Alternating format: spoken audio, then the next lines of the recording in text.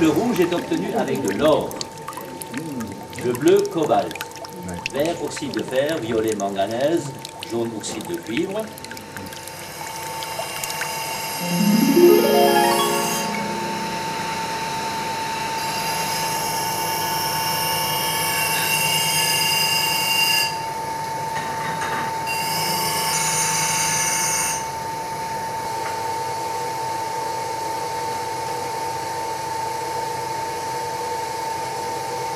Bonjour et bienvenue au pays de Dabo en Moselle. Nous vous invitons aujourd'hui chez Bruno Lehrer qui perpétue et transmet un savoir-faire d'exception, celui de tailleur sur verre et sur cristal.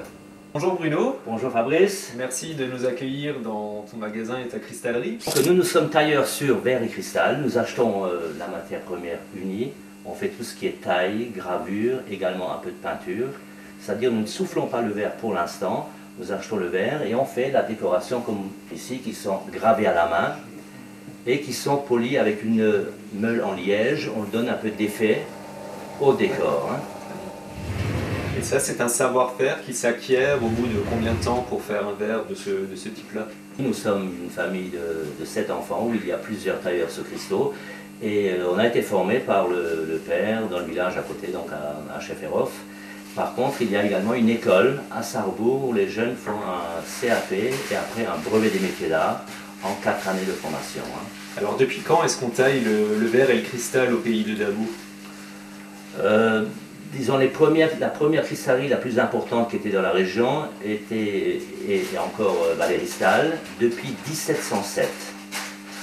Et après, il y a eu la cristallerie de Artulaire depuis 1929. Et puis qui malheureusement est fermée, et également la verrerie de Lorraine à Sarrebourg.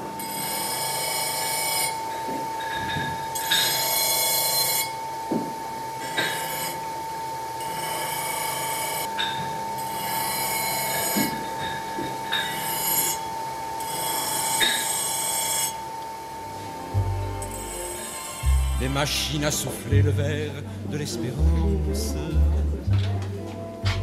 et des vignes à chanter les messes de la démence, des oiseaux transistors qui chantent sur la neige, garantie plaqué or plaqué, tout le son.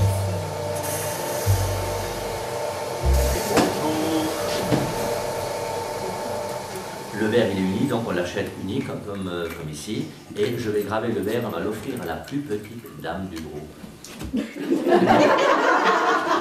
Non, pas le plus beau, la plus petite.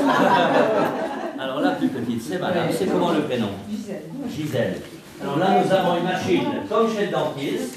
Et là, je vais graver le prénom.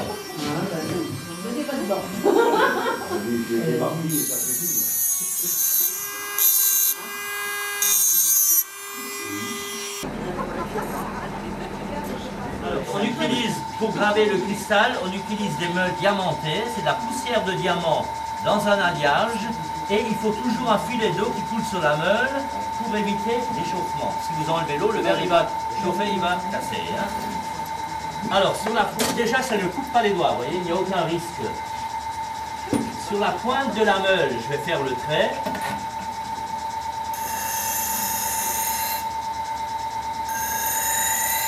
Et sur le côté de la meule,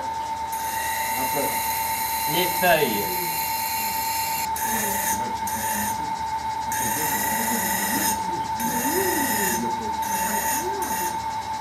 Alors aujourd'hui, il reste encore 4 artisans tailleurs sur verre et sur cristal au pays de Dabo, donc qui arrivent un petit peu à persister, parce qu'on dit que le secteur verrier est en crise, et pourtant, vous, je crois que vous avez un grand projet d'agrandissement. Justement, le projet consiste à se mettre sur un lieu touristique en bas du plan incliné, où également il y aura quelques embauches, et justement pour vendre directement au public. Il faut savoir que le rouge, déjà le cristal c'est quoi? C'est du sable. Par contre, le sable ne vient pas de la région, il vient de la région de Fontainebleau, il y a une silice qui est très très pure. Du sable, de la potasse, de la chaux, de l'oxyde de fer, de l'oxyde de plomb. Il y a minimum 24% de plomb. Les Allemands disent Bleicristal, cristal au plomb. Mais en France, dès qu'on dit cristal, ça veut dire qu'il y a minimum 24% de plomb. Ça risque de changer dans les prochaines années. En mettant moins ou plus? En mettant 0, parce que... Écologique, quoi. Ah oui, oui. Et bon, les Américains, ils poussent, et puis derrière, maintenant, il y a Bruxelles qui, voilà, tout le monde s'y met.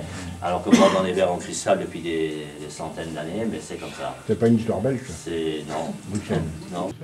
Voilà, alors d'abord on taille les contours, c'est opaque, on le passe de l'acide stadium brillant, après on reprend le verre et on rajoute le mat. Par contre là il faut faire attention pour ne pas dépasser. Hein.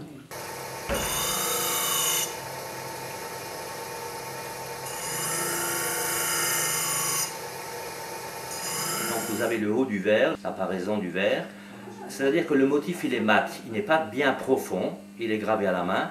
Et là, vous avez une autre technique de décoration, c'est ce qu'on appelle le sablage. Là, on a satiné la jambe du verre. Donc, mélange de taille traditionnelle à la main et sablage.